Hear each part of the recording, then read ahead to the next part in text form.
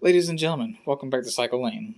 And this is the end result of me working for hours upon end. Well, not hours upon end, but for a good part of like 6 hours of working on this thing. So, in the end, I didn't think I was gonna be able to put my camera back on there, but I wasn't gonna ride my bike without having my camera on there. So, and as y'all can see, I have this thing radically different than the way I had it before. I have this here hooked up to here, and I have that actually with a bunch of Gorilla mounting squares, which you can find at Walmart or at Atwoods or even Ace Hardware or pretty much any place that carries do-it-yourself activities. But I have those, and I got those from Atwoods.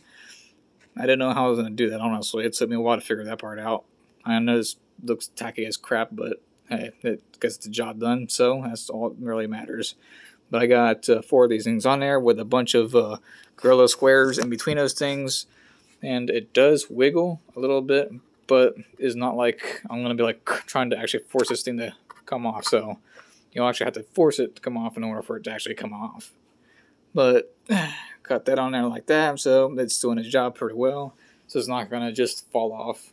So if anybody knows Gorilla anything product, then you know Gorilla is a good product. So I got that there. My camera Zec on there. My rear wireless brake light is on there. And then the main point of it was to keep this here from going into my spokes.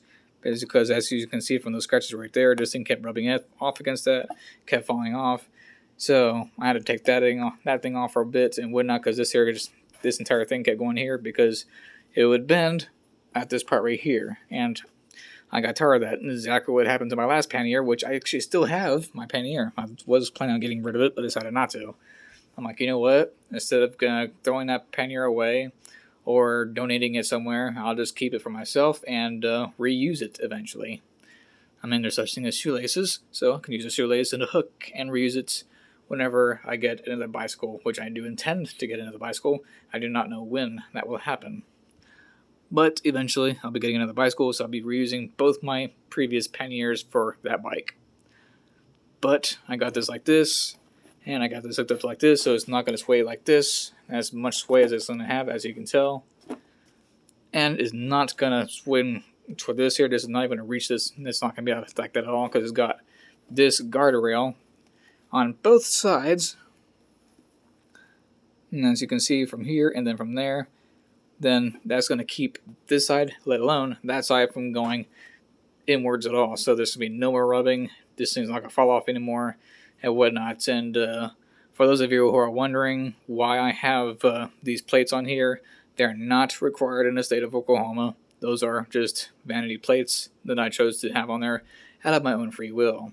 So being it is my own free will and not of requirements, I decided to do that myself, and I'll have a video for why that is. So, and there's not a video for that. This is just how I have my setup right now. So, anyways, I do like the setup. The only thing I don't like about the setup is that going down, which is one of the most important things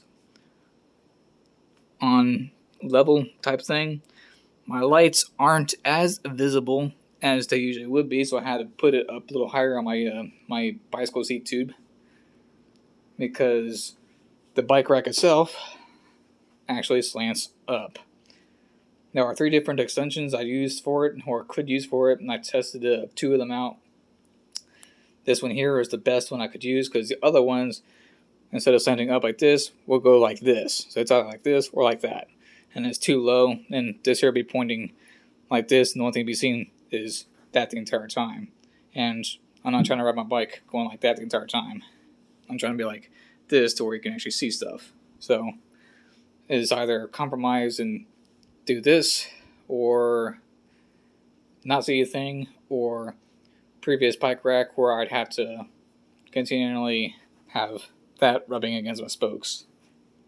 So I'm going to do it like this for right now until I can find myself another bicycle rack in which my rear tail light is completely visible. I mean, it is visible, so I made sure of it. I hyped it up a little bit, and I stepped it up like that for the back part. In other words, I moved this here a little higher up here, and this one here is actually adjustable. You can move it, like this. So I stepped it up a notch upwards like this, so it is actually still visible. So you can see it from any vehicle, car, truck, van, SUV, what have you.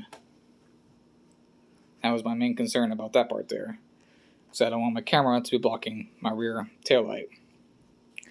But I'm not going to be riding without a camera, so. But anyways, thank you guys for watching. I appreciate it. And that's my setup. This is my after effect of everything. And whatnot. So now I won't have to worry about having to put this here on a side like this, going like that in front of my computer. So that way, or my laptop rather, not my computer. In front of my laptop, so that way to keep it from hitting the spokes, because that's what I was doing before. And now I can freely just go like this and not have to worry about it. So, well, eventually, when I do some bike touring, then I can do some editing videos on my laptop, which is pretty much the whole point of even having it. So, anyways, thank you guys again. Thank you for taking the time out of your day to watch this. I appreciate it and appreciate the love and support. And as always, love and peace. Till next we meet.